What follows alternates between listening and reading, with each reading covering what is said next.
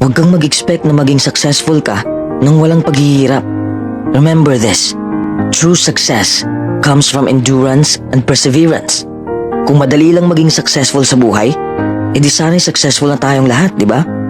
Huwag mong iasa sa swerte ang buhay mo. Invent opportunity and embrace your failures.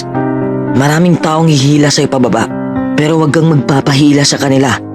Huwag kang makinig sa mga taong toxic. Oo, mapapagod ka sa iyong paglalakbay. Dadaanan mo ang mahihirap na sitwasyon.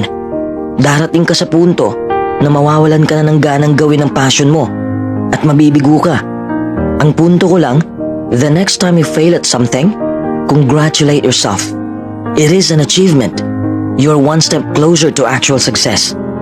Marami kang matutunan sa kabiguan mo. Along the way, you learn a lot about yourself and you learn a lot about what makes you happy.